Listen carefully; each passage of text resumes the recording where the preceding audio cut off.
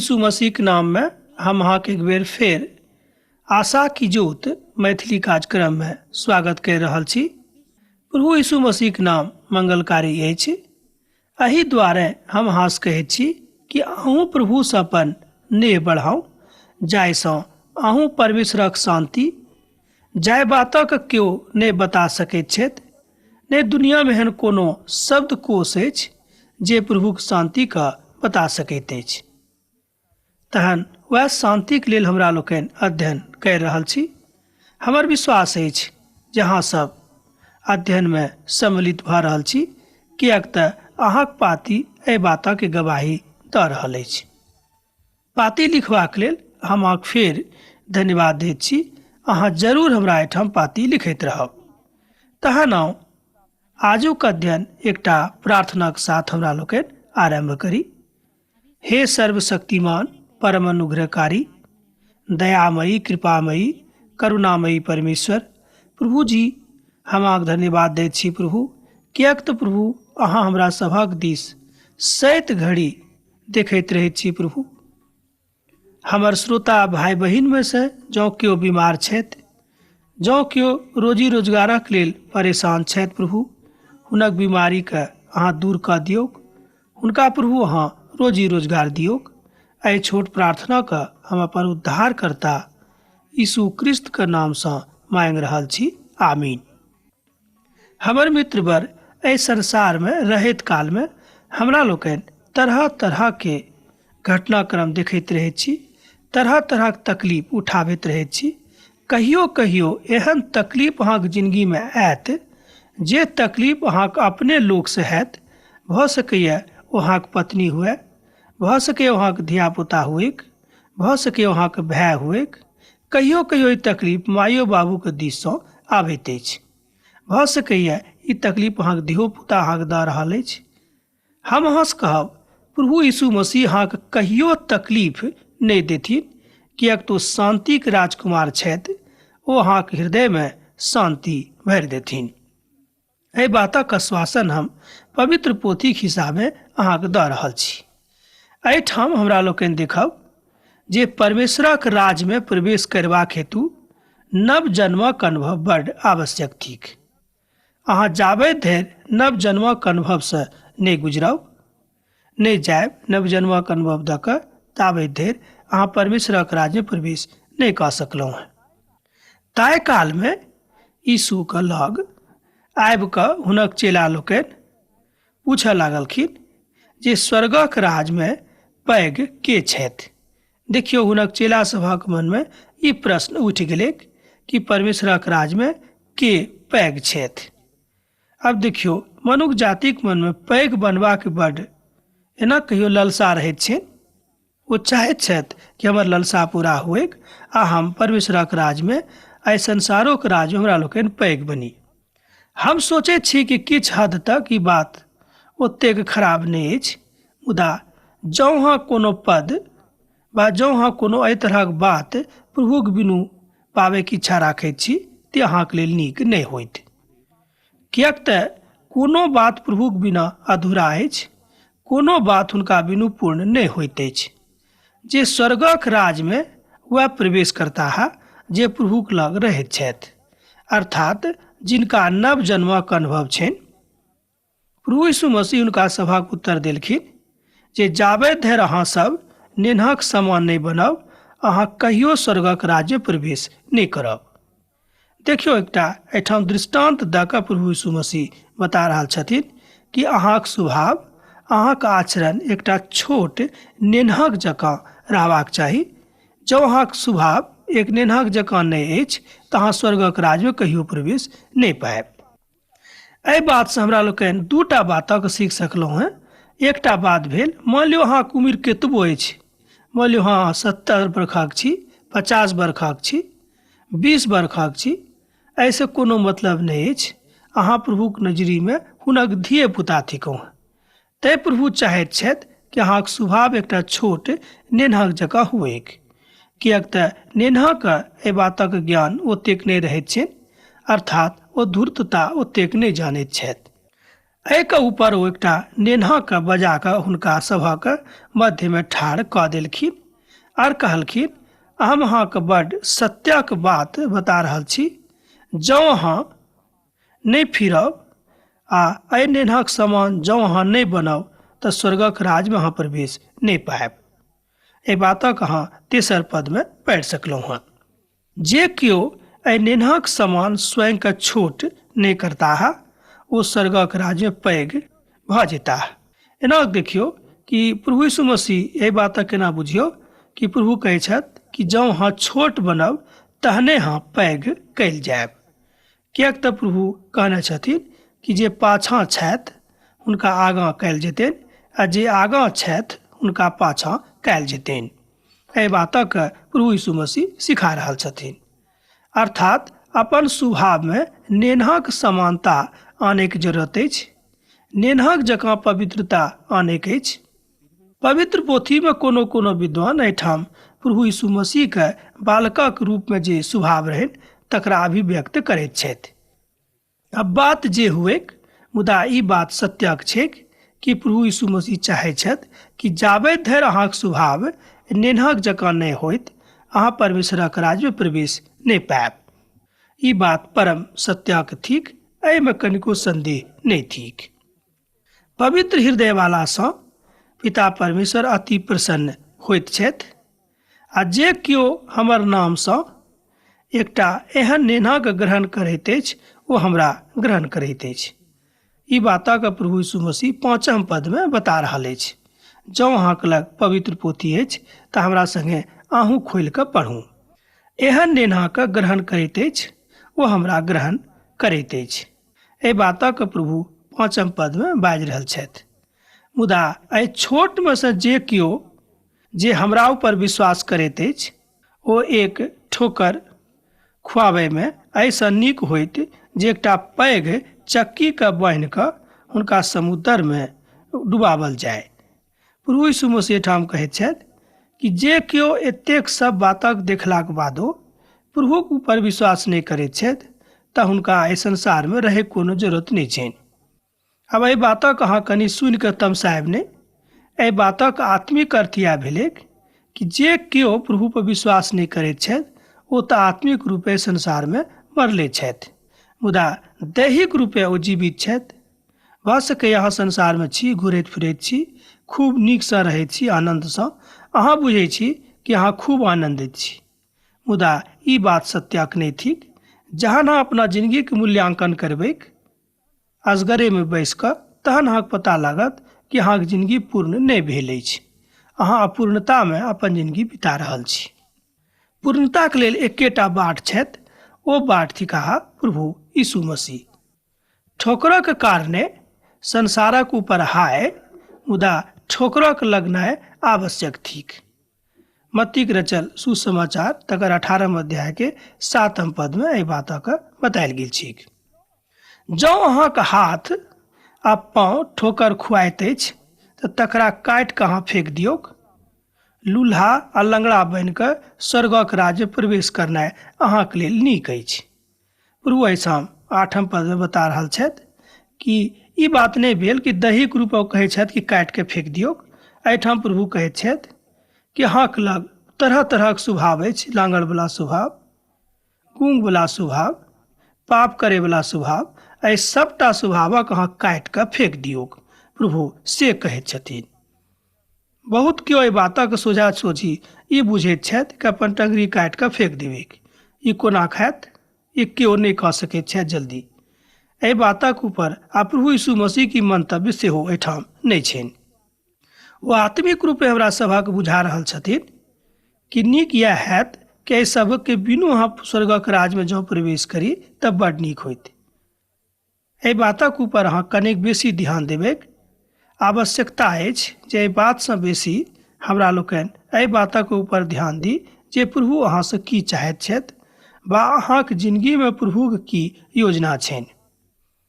बाकी अहाँके जे छी जिन्दगीमे, अहाँके जिन्दगीमे प्रभुके योजना पूर्ण भऽ रहल अछि कि नहि।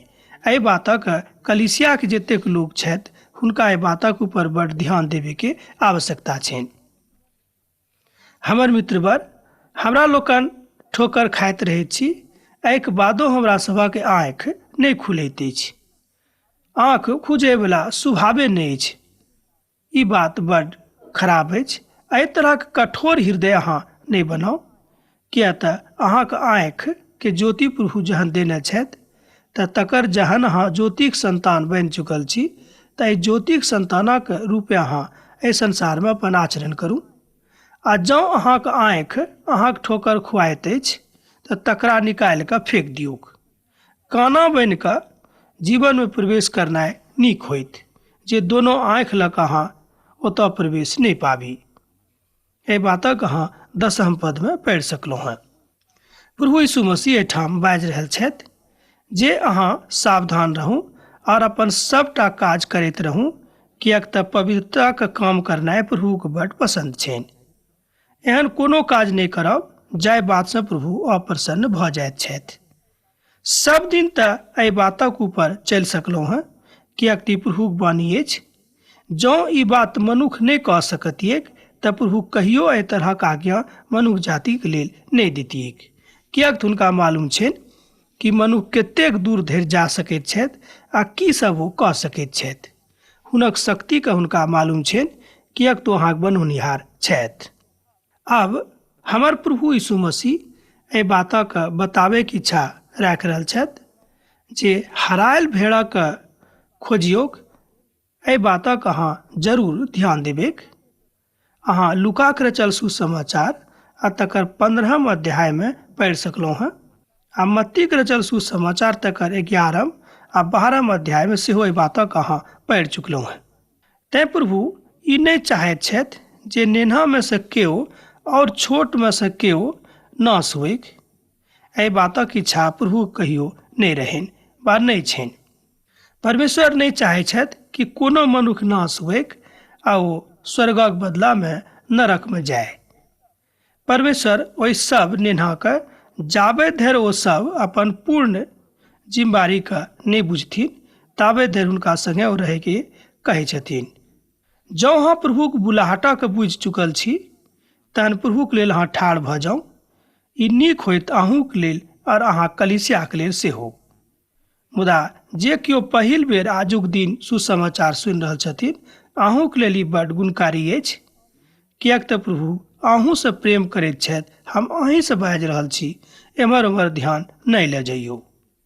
सुनि रहल छी ने, हम अहीँसँ कहै छी, किएक तऽ प्रभु कहलनि जे अपन भायके अहाँ बता दियौ कि प्रभु यीशु मसीह अहूँके उद्धारकर्ता छथि। सब मनुष्य जातिके ओ उद्धारकर्ता छथि। पवित्र पोथीक एकटा विद्वान कहैत छथि कि अहाँक प्रथम काज अछि अपन लोकके प्रभुक विषयमे बता दियौक। अपन नेन्हाके प्रभुक राज्यमे प्रवेश करयवला योग्य शिक्षा दियौन, जाहिसँ ओ पिताके राज्यमे प्रवेश करताह। जँ अहाँके भाय पापमे छथि, एना कहियो पाप करि रहल छथि, तऽ हुनका अहाँ एहि बातक समझा दियौन कि अहाँ पाप नहि करू, एहिसँ प्रभु अहाँसँ नाराज भऽ जेताह। प्रभुके राजाके योग्य हुनका बना दियौन, जाहिसँ ओ प्रभुके राजामे प्रवेश करैक। प्रभु इएह चाहै छथि। आब अहाँ कहबै जे ई बात कोना भऽ सकैत छै, हुनका हम कोना बना देबै प्रभुके राज्यमे जायवला। अहाँ बना सकैत छी, ई बात अहाँ जानैत छी। कोना बना सकैत छी, हुनका लेल अहाँ प्रार्थना करियौ आ कहियौ प्रभु हमर भायके अहाँ अपन राजक जोग बना दियौ। आ जँ ओ नहि सुनैत छथि तऽ हुनका अहाँ एहि बातक बुझा दियौ कि अहाँ जे करि रहल छी ओ ठीक नहि अछि। सब तरहक गवाही 2-3 आदमीके मुखसँ प्रतीत होइक। एहिठाम कलीसियाके लोकक विषयमे प्रभु यीशु मसीह कहैत छथि कि मान लियौ कलीसियामे जँ केओ विश्वासमे कम छथि तऽ 2-3 आदमीके लऽ जाकऽ हुनका गवाही सुना दियौन कि जे अहाँके उद्धारकर्ता छथि ओ अहाँके पुकारै छथि, अहाँके काज देने छथि, ताहि काजक अहाँ करैत रहू। मान लियौ एकरा बादो एहिके बादो जो मनुख ई बातक नहि सुनैत छथि, ओ भाय ओ बहिन, तहन अहाँ हुनका छोड़ि दियौ, तहन अहाँ की करबै। आब एहि बातक हम हुनका लेल बाजि रहल छियनि जे स्वयं कलीसियाके सदस्य छथि, एहि बातक ऊपर विश्वास करैत छथि कि प्रभु यीशु मसीह हमर उद्धारकर्ता थिकाहा। सेहो सीख सकलहुँ हेँ, अर्थात प्रभुमे बनल रहूँ और आगाँ बढ़ैत जाउँ। तैं हम प्रयासमे छी, विद्वान सब प्रयासमे छथि जे बहुत सरल भाषामे पवित्र पोथीके वर्णित कयल जाय, तकरा बताओल जाय। आ जँ ओ हुनको नहि मानैत छथि तऽ कलीसियाके बाजि दियौक, आ जँ ओ कलीसियोके कथाके नहि मानैत छथि तहन हुनका छोड़ि दियौक, किएक तब हुनक न्याय स्वयं प्रभु करता। अब ई बात अहाँसँ लिखा नहीं लेवल जेतैक। हाँ, जँ अहाँ प्रयास नहीं करबैक तऽ जरूर एहि बातक लेखा प्रभु अहाँसँ लेथिन। प्रभु यीशु मसीह एहिठाम एहि विषयक ऊपर पूर्ण रूपेण अभिव्यक्ति दऽ रहल छथि। आर प्रभुमे अहाँ आगाँ जँ बढ़ि रहल छी तऽ कोनो तरहक अपराधक भावना अहाँके हृदयमे नहि रहबाक चाही। अहाँक हृदय स्वच्छ, निर्मल, पवित्र आ साफ रहबाक चाही। एहन कोनो बात अहाँके हृदयमे नहीं रहबाक चाही जाहिसँ प्रभु अप्रसन्न हुए। तकरा बाद प्रभुक दयालुताके अहाँ बढ़ि चढ़ि कऽ दोसराके बताबियौक, किएक तऽ प्रभु एहि बातक आज्ञा दै छथिन। अब एहिठाम बढ़ि चढ़िसँ अहाँ ई नहि बुझबै कि कोनो बात अपना दिससँ लगा भिड़ा कऽ बता दियौक, से हम नहीं बाजि रहल छी। किएक तऽ पवित्र पोथीमे लिखल गेल छै कि हमर वचनके जे केओ बढ़ा चढ़ा कऽ बतायत ओ नीक नहि होइत, मुदा हुनका दण्डक आज्ञा भेटतनि, अर्थात हुनका लेल दण्ड ठहराओल गेल छनि। ई बात अहाँ नहीं करब। एहिठाम बढ़ा चढ़ाके मतलब भेल जे बात ओतऽ लिखल गेल छै तकरा साफ साफ आ स्पष्ट कऽ कऽ अपन भायके बता दियौक। ई काज अहाँके अछि। तहन प्रभु यीशु मसीह एहि सभटा बातके अहाँके बता रहल छथिन।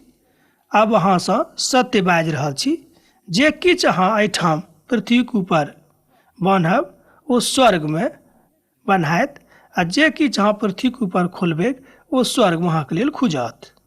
ई बात 18 पदमे बतायल गेल छै। जँ अहाँके लग पवित्र पोथी अछि तकरा अहाँ पढ़ि कऽ एहि बातक सत्यापन करि सकलहुँ हैं।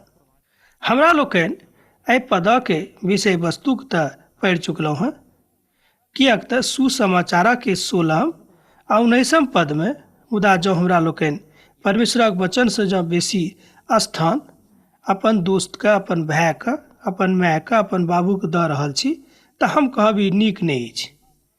अब यहू ठाम अहाँ गलत हमरा नहीं बुझब, किएक कि परमेश्वरक वचन अछि। एहिठाम हमर कहैके मतलब यह अछि, हम इएह द्वारा बाजि रहल छी कि प्रभु चाहै छथि कि प्रथम स्थान हुनका अहाँ अपना जिन्दगीमे दियौन, किएक तऽ ओ अहाँके उद्धारकर्ता छथि। एकर मतलब ई नहीं भेल कि अहाँ अपन माय बाबूके आदर नहीं करू। पछिला अध्ययनमे हमरा लोकनि देखलहुँ हैं कि प्रभु यीशु मसीह कतेक सख्त आज्ञा दऽ रहल छथि कि जे केओ अपन माय बाबूके आज्ञा नहीं मानत ओ परमेश्वरक राजक जोग नहीं छथि। किएक तऽ परमेश्वर एहि बातक जानैत छथिन कि धियापुता तऽ माइए बाबूके संरक्षणमे बढ़ैत छथि। हुनक संरक्षणक प्रभु यीशु मसीह कम नहीं आँकैत छथिन। ई बातक अहाँ एहिठाम नहीं बुझबैक।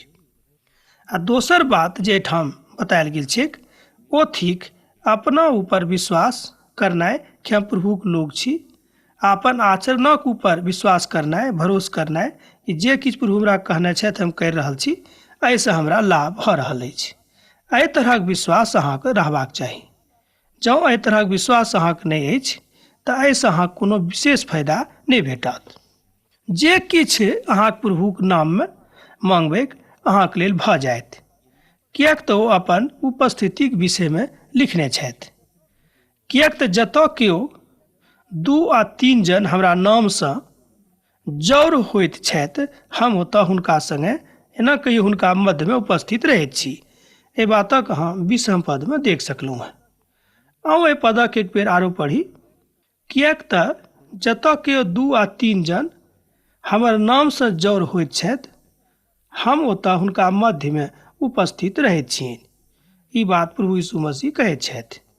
20 पदमे अहाँ एहि बातक देख सकलहुँ हैं, एहि बातक अहाँ पढ़ि सकलहुँ हैं। जँ अहाँके लग पवित्र पोथी अछि तऽ एहि बातक अहाँ पढ़ि कऽ सत्यापन स्वयं कऽ सकैत छी। प्रभु कहैत छथि, कतहु केओ जहन हमर नामसँ 2 आ 3 मनुख जड़ होइत छथि, आ एहिठाम हमर नामसँ मतलब भेल प्रार्थना करबाक लेल, तऽ प्रभु एहिठाम हुनका मध्यमे उपस्थित रहैत छथिन। अब एहि बातक आँखि जँ अहाँके लग अछि, अर्थात आत्मिक आँखि, तऽ एहि बातक अनुभूति कऽ सकलहुँ हैं। मुदा जँ अहाँक लग आत्मिक आँखि कमजोर अछि, तकरा बढ़ोतरीक लेल, तकरा मजबूतीक लेल अहाँ परमेश्वरसँ प्रार्थना करि सकलहुँ हँ। अहाँक आत्मिक आँखि मजबूत भऽ जायत। केओ अहाँक आश्वासन जँ दऽ रहल छथि तऽ हम कहै छी तकरा पर अहाँ विशेष विश्वास नहि करू, किएक तऽ संसारक लोक कोनो ने कोनो स्वार्थक कारणे अहाँक आश्वासन दऽ रहल छथि। ई बात आजुक दिनमे भाइयो भाइमे देखल जा रहल अछि। ई कोनो अनर्थ बात नहि भेल। बतायल गेल छै जे संगतिक प्रार्थनाके एकटा महान महत्व बतायल गेल छै। संगतिमे तहन अहाँ बनल रहू। हमर एहिठाम कहऽके मतलब अछि कि अहाँ कलीसिया रोज जायल करू प्रार्थनाक दिन। जाहि दिन प्रार्थना ओतऽ भऽ रहल अछि तकर अहाँ परित्याग नहि करियौ। जरूर अपन कलीसियामे जाकऽ प्रभुसँ आराधना करैत रहू। ई बात पवित्र पोथीक विद्वान कहैत छथि। प्रभुक महिमा और हुनक प्रेमक गाथाक अहाँ दोसर गोटेके आबि कऽ बताबियौ। जहन अहाँ स्वयं एहि बातक नहि बुझबै तऽ अहाँ कोना एहि बातक बता सकलहुँ हँ। क्षमाक विषयमे प्रभु संदेश दऽ रहल छथि। तहन पतरस प्रभुक लग आबि कऽ पुछलनि जे अहाँ हमर भायके अपराध करत तऽ हम हुनका कतेक बेर क्षमा कऽ देबनि? 7 बेर धरि या आरो बेसी? पतरस एहिठाम एहि बातक ऊपर बड्ड चिंतित रहैत छथि कि हम कतेक बेर अपन भायके अपराधक क्षमा करि सकलहुँ हँ। प्रभु यीशु मसीह कहैत छथि कि क्षमा जँ अहाँ नहि करबै तऽ अहाँ स्वर्गक राज्यमे प्रवेश नहि पायब। एहि बातक अहाँ बुझि सकलहुँ हँ। एहिपर हुनक संगहतिया जे दास सब रहथि ओहिठाम छलाह, हुनकासँ विनती करऽ लागल जे धीरज धरू, हम अहाँके किछु नहि कहब। मुदा ओ नहि मानलखिन आ हुनका लऽ जाकऽ ओ ओतऽ बंदी गृहमे राखि देलखिन, जाहिसँ जाबे धरि ओ कर्ज नहि भरि देतेक ओ ओहिठाम जेलमे रहतीक। हुनक संगी दास जे किछु ओहिठाम भेल रहैक ओहिठाम छलाह, जानि कऽ बहुत उदास भऽ गेलाह आ ओ जाकऽ अपन मालिकके संपूर्ण हाल बता देलखिन। तहन हुनक मालिक हुनका बजा कऽ कहलनि, हे प्रभुक दास, हम एहि सबटा टाकाके अहाँके लेल जमा कयलहुँ हँ। जेना हम अहाँके ऊपर दया कयलहुँ हँ एही तरह अहूँ दया करब। एहि बातक अहाँ 33 पदमे 29 पदमे सेहो अहाँ पढ़ि सकलहुँ हँ। प्रभु एहि बातक अहाँके बता रहल छथिन। एहि तरह जँ अहाँ अपन भायके कम माफ नहीं करबेन तऽ पिता परमेश्वर अहूँके कहियो माफ नहीं करता है। अहाँ जब माफी चाहे छी तऽ अहूँके अपन भायके माफ करैटा पड़त। 35 पदमे एहि बातक बतायल गेल छैक। तहन माफीके बहुत पैघ संज्ञा देवल सेहो गेल छैक।